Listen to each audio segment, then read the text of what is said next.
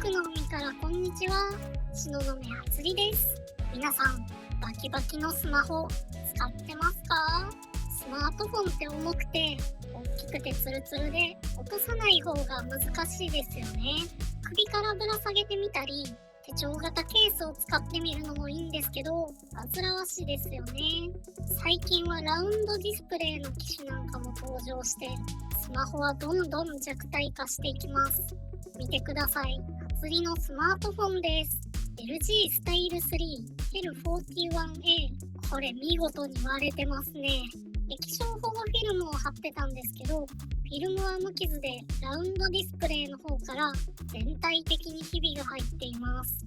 これが貫通ダメージってやつか。あつりももういい大人なのに画面が割れてるスマートフォンを使うのってみっともないし、買い替えたり修理したくもなるんですけど、タッチパネルはまだ使えてるし、こんなに壊れやすいものなのにすぐ買い替えたりするのはもったいないですよね。そこで思いついたんですけど、日本には割れた食器を金色の漆で接着して新しい美しさを楽しむ金継ぎという文化があります。食器は物なので割れてしまったら普通はその食器の命は終わってしまいます。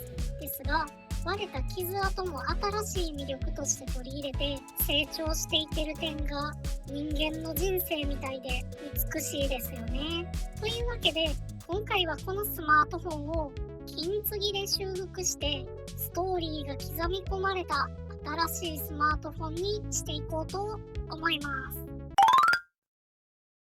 あつりは金継ぎをやったことがないので、今回は木松さんの金継ぎセットフルセットを購入しました。この質感めっちゃいいですね。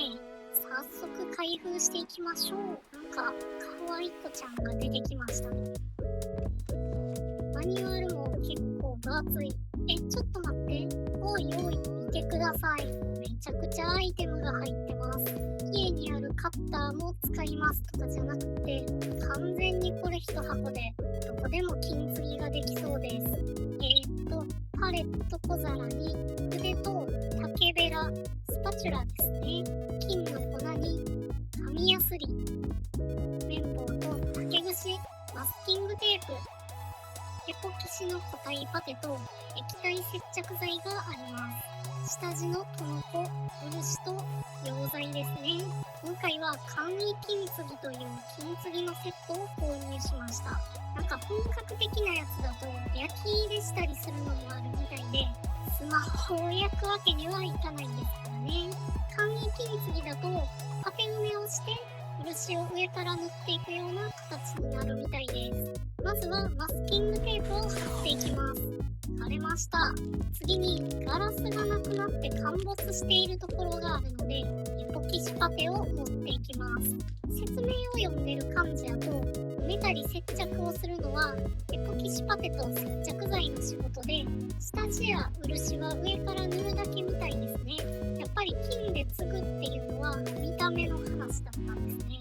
パテを持ったら1時間放置。この子を使った下地剤は耐久性があんまりないみたいなので、今回は直接漆を塗っていくことにします。金の粉は真鍮でした。なかなか特殊なパッケージですね。開けるのが大変です。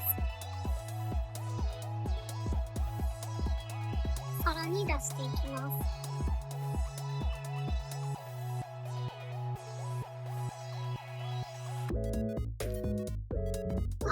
がっつりこぼしちゃいました。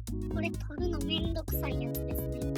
小さじがついてるので、さじを使うといいみたいです。漆を出していきます。漆の量は金粉の2倍から3倍使うみたいです。スマホの割れに塗るにはちょっと多すぎるんじゃないかなって思う方もいるかもしれませんけど、こういう徐々に固まっていく素材は多めに出した方が作業性が上がります。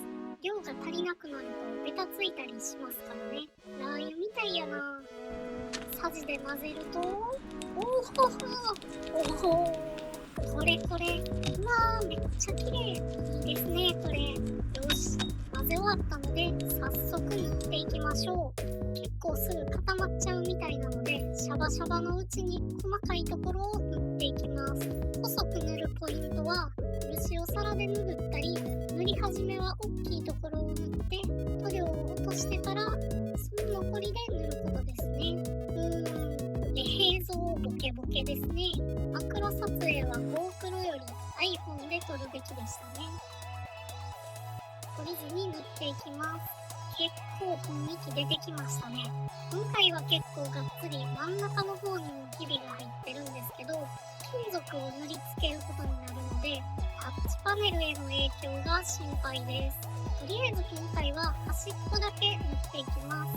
結構適当に塗っても意外と様になりますね。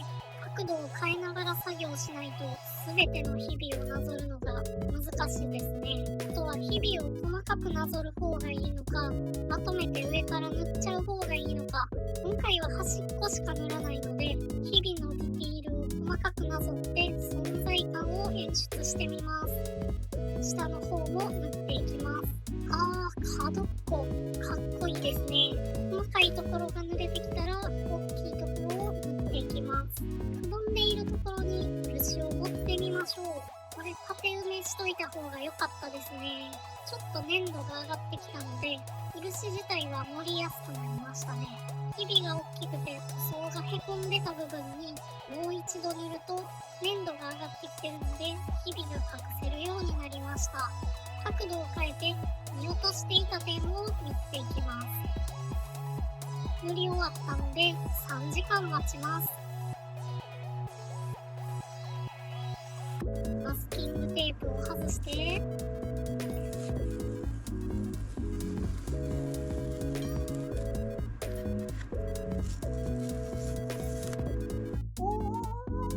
完成です。キラキラしてていいぞ。やっぱり一番心配していたのは静電容量に悪影響があってタッチがうまく動かなくなることだと思うんですけど、普通に操作に影響はありませんでした。漆のあたりを触っても全然問題ありませんね。下の方とかだけでももっと内側を金継ぎしとけばよかったかな。でも結構かっこよくできたし、今回は大成功だったんじゃないでしょうか。はい、内側もちょっと継ぎました。一気に良くなりましたね。